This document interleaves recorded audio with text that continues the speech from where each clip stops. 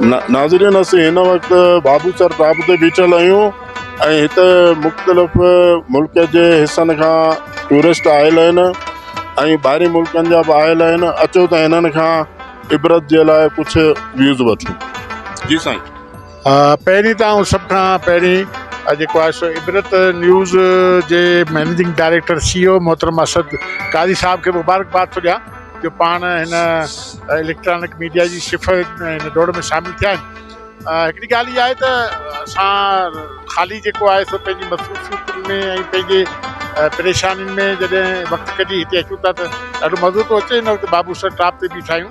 जेके ॾींहं बि हिननि घुमण फिरण दौरान गुज़रनि था उहे ईअं सम्झो त ओतिरी ज़िंदगी इंसान जी वधी थी वञे।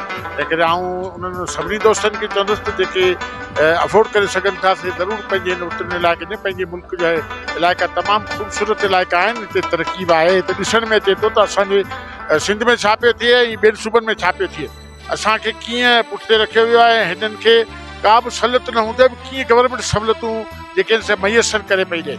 ऐं ख़ुशूसन आउं हिन असांजे इबरत न्यूज़ चैनल तां हुकूमत खे ॿुधाइणु चाहियां थो त जहिड़ी तरह तव्हां हिननि पहाड़ी इलाइक़नि में जेतिरो ख़र्चु करियो पिया ओतिरो जेकॾहिं सिंध जे गोरखिल ते ख़र्चु करियो त हिन खां वधीक बहितर थी सघे थी।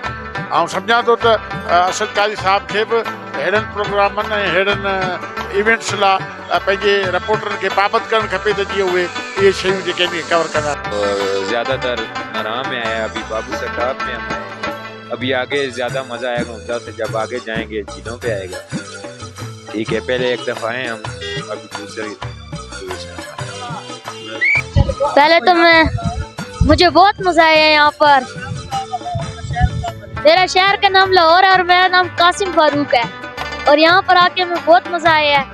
और मैं पहली बार आ रहा हूँ यहाँ पर, बहुत मजा आया। लोगों को चाहिए कि इधर का ख्याल रखें, दरख्त ना काटे और पाकिस्तान जिंदाबाद। मैं पहली दफ़ा मुल्तान से इधर आया हूँ। मानसेरा पहला स्टॉप मानसेरा चला, दूसरा स्टॉप नारायण चला, अब ये बाबूसर टॉप आए। बहुत प्यारी वादी है, झील बहुत प्यारे हैं, यहाँ के लोग बहुत अच्छे हैं और बहुत अच्छा वो है यहाँ पे, सेफ्टी वगैरह की कोई वो नहीं है।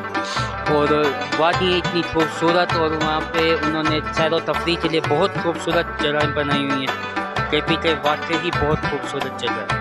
और यहाँ शहर से बाहर यहाँ पर इस तरह से केपी के इलाके में यहाँ पे बहुत मुझे मज़ा आया। मैंने पहले दफ़ा इस तरह की पहले एक किताबों में चीज़ें पिक्चर्स लगी होती थी, मैंने ये वहाँ पे देखी थी, पहाड़ झील वगैरह। आज और यहाँ आके मैंने हकीकत में देखी और मुझे बहुत प्यारी जगह लगी है। ये जगह लोगों के घूमने फिरने के लिए बेस्ट है। यहाँ का मौसम भी काफ़ी अच्छा होता है, कहीं से धूप आ रही होती है, कहीं से हल्की फुल्की बारिश होती है। ये जगह वाकई बहुत अच्छी है। टेम्परेचर काफ़ी, अभी बारिश हो रही थी। देखने वाली जगह हाइट है और 13,600 फीट की जगह पे है। पीछे नारायण में भी मौसम बहुत प्यारा है। इस वक्त तो रश भी इतना नहीं है, रूम रेंट वगैरह सब ठीक है, मज़े की जगह है। रास्ता थोड़ा सा खराब है बस कगान से लेकर नारायण तक 20 किलोमीटर का। बाकी सारी ट्रैवलिंग बड़ी ज़बरदस्त रही है, बड़ा मज़ा आया, बड़ा इंजॉय किए थे उनसा तक।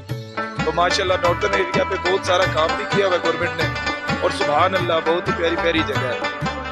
असांजे बाबूसर जबल ते मुख़्तलिफ़ माण्हुनि खां इंटरव्यू वरिता ऐं पंहिंजा उन्हनि व्यू ॾिना ऐं बाक़ाइदे हुननि सुठो सारायो ऐं हिकिड़ी कुदरती चवनि था त जन्नत मिसल आहे।